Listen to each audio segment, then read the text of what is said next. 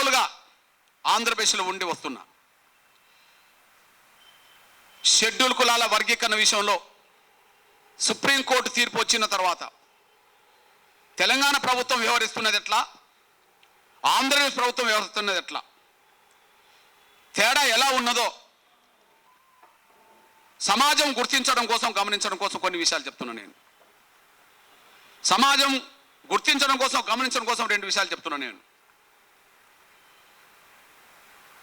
ఉమ్మడి ఆంధ్రప్రదేశ్ ఉన్నప్పుడు ఎస్సీ వర్గీకరణ చేసిందే గౌరవ ఆనాటి ముఖ్యమంత్రి చంద్రబాబు నాయుడు గారు. ఇప్పుడు ప్రస్తుతం ఆంధ్రప్రదేశ్కి ముఖ్యమంత్రిగా ఉన్నాడు. ఇప్పుడు రేవంత్ రెడ్డి గారు కాంగ్రెస్ వైపు నుంచి ముఖ్యమంత్రి ఉన్నా టీడీపీలో ఉండి టీడీపీకి రాజీనామా చేసిండు, వచ్చి ఇక్కడ ముఖ్యమంత్రి అయ్యాడు. అంటే చంద్రబాబు నాయుడు గారు నడిపిన పార్టీలో ఒక నాయకుడిగా ఎదిగినోడే. కానీ షెడ్యూల్ కులాల వర్గీకరణను సుప్రీంకోర్టు తీర్పు వచ్చిన తర్వాత ఇద్దరు ముఖ్యమంత్రులు స్వాగతించారు. ఇటు గౌరవ రేవంత్ రెడ్డి గారు నిండు శాసనసభలో స్వాగతించాడు, అటు చంద్రబాబు నాయుడు గారు బహిరంగంగా బయట స్వాగతించారు. రేవంత్ రెడ్డి గారు నిండు శాసనసభలో స్వాగతించాడు, సమర్థించాడు. గౌరవ చంద్రబాబు నాయుడు గారు అక్కడ స్వాగతించాడు. ఇక్కడ తేడా ఏందంటే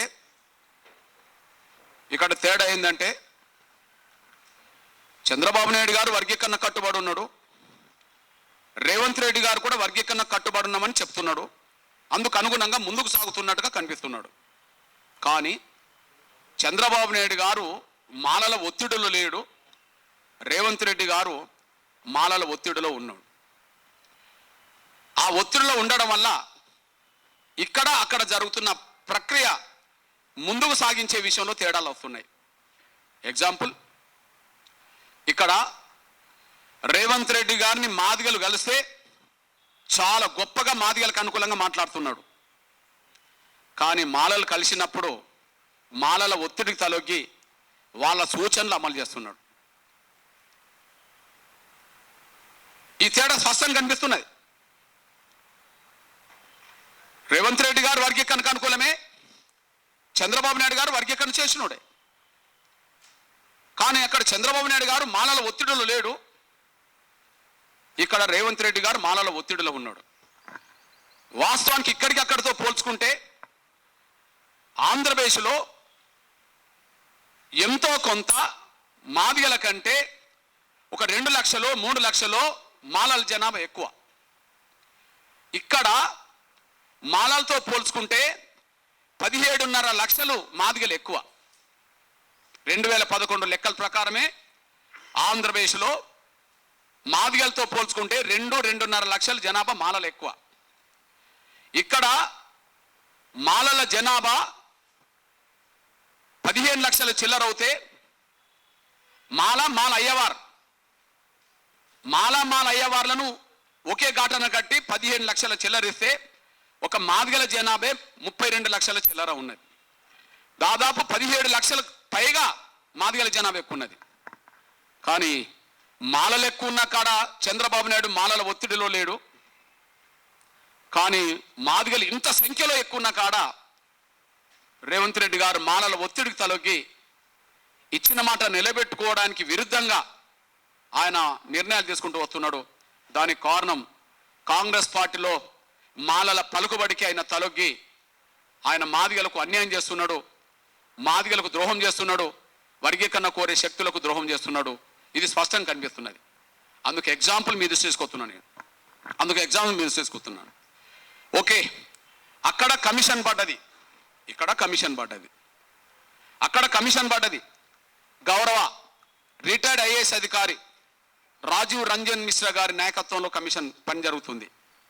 ఇక్కడ గౌరవ retired high court judge Shamim Akhtar గారి నాయకత్వంలో కమిషన్ పనిచేసింది. అక్కడికి ఇక్కడ తేడా ఏంటంటే షమీమ్ అఖ్తర్ గారు వర్గీకరణ కోరుకునే శక్తులు ఏ పార్టీలో ఉన్నా అక్కడ వర్గీకరణకు అనుకూలంగా అందరితో మాట్లాడిండు. చంద్రబాబు నాయుడు గారు నిర్దిష్టంగా ఉండడం వల్ల ఒక పని జరిగింది. గౌరవ చంద్రబాబు నాయుడు గారు వర్గీకరణకు అనుకూలంగా నిర్దిష్టంగా ఉండడం వల్ల అక్కడ పని జరిగింది. మాలలు ఎక్కువ ఉన్న కాడ పని ఏం జరిగిందంటే, గౌరవ రాజీవ్ రంజన్ మిశ్రా గారి దగ్గరికి మాలా మాదిగ ఎమ్మెల్యేలు పోయి వర్గీకరణను స్వాగతించారు. మాలా మాదిగ ఎమ్మెల్యేలు పోయి వర్గీకరణ స్వాగతించారు. గౌరవ రాజీవ్ రంజన్ మిశ్రా గారి వద్దకు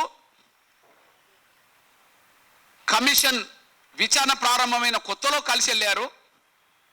నిన్నగాక మొన్న 3 రోజుల క్రితం కూడా కలిసి వెళ్ళి వర్గీకరణ ప్రక్రియను పూర్తి చేయండి అని కోరొచ్చారు. అంటే గౌరవ చంద్రబాబు నాయుడు గారు నిర్దిష్టంగా వర్గీకరణకు అనుకూలంగా ఉండడం వల్ల మాలలు ఎక్కువ ప్రాంతంలో కూడా వర్గీకరణ సాఫీగా కొనసాగడానికి మాలామాదిగ ఎమ్మెల్యేలు వర్గీకరణ కోరుకునే విధంగా కమిషన్ ముందు అభిప్రాయం వ్యక్తం చేసేటట్టుగా చేశాడు. కానీ ఇక్కడ షమీమ్ అఖ్తర్ గారు మాదిగ ఎమ్మెల్యేలతో మాట్లాడలేదు. కాంగ్రెస్ పార్టీ వర్గీకరణకు అనుకూలంగా మేనిఫెస్టో పెట్టినప్పుడు కాంగ్రెస్లో ఉండబడే మాలా ఎమ్మెల్యేలు కూడా వర్గీకరణకు అనుకూలంగా ఉండాలి. వీళ్ళిద్దరిని కలిపి షమీమ్ అఖ్తర్ దగ్గరికి వెళ్ళి వర్గీకరణను స్వాగతించండి కోరమని చెప్పలేదు. అక్కడ కోరమని చెప్పాడు కాబట్టి చంద్రబాబు నాయుడు గారు డైరెక్షన్లో మాలామాదిగ ఎమ్మెల్యేపై కోరేచ్చారు. ఇక్కడ ఆ పని చేయలేదు. గౌరవ షమీమ్ అఖ్తర్ గారు మాలామాదిగ ఎమ్మెల్యేలతో కనీసం కూర్చోలేదు. ఇక్కడ కాంగ్రెస్ పార్టీ స్టాండ్ వర్గీకరణకు అనుకూలం. వర్గీకరణకు అనుకూలమైన పార్టీలో ఉన్న మాల ఎమ్మెల్యేలు కూడా వర్గీకరణకు అనుకూలంగా ఇవ్వాలా, కానీ అక్కడ ఇచ్చారు, ఇక్కడ ఇవ్వలేదు. రెండో విషయం మీ దృష్టికి తీసుకొస్తున్నా. కమిషన్ నివేదిక వచ్చేంత వరకు ఎలాంటి ఉద్యోగ నియామకాలు చేపట్టమని చెప్పి, కమిషన్ నివేదిక వచ్చేంత వరకు ఎలాంటి ఉద్యోగ నియామకాలు చేపట్టమని చెప్పి నిర్దిష్టమైన నిర్ణయం చంద్రబాబు నాయుడు గారు తీసుకున్నారు. ఇప్పుడు శాసనసభ సమావేశాలు అక్కడ జరుగుతున్నాయి. నిన్నగాక మొన్న లోకేష్ గారు కూడా అతి త్వరలో కమిషన్ నివేదిక రాబోతుంది, కమిషన్ నివేదిక వచ్చిన తర్వాతనే ఉద్యోగ నియామకాలు చేయబోతున్నామని చెప్పి, మార్చి లోపు ఉద్యోగ నియామకాలు చేయబోతున్నాం, ఈ లోపు కమిషన్ నివేదిక రాబోతుందని చెప్పి ఆయన స్పష్టంగా చెప్పడం జరిగింది. కానీ ఇక్కడ కమిషన్ విచారణ జరుగుతున్న సమయంలోనే టీచర్ పోస్టులు భర్తీ దింపడం జరిగింది. కమిషన్ విచారణ పూర్తయి క్యాబినెట్ అసెంబ్లీ ఆమోదించిన తర్వాత వర్గీకరణ లేకుండానే జూనియర్ లెక్చరర్ సంబంధించిన భర్తీ జరిగింది. నిన్న క్యాబినెట్ వర్గీకరణకు అనుకూలంగా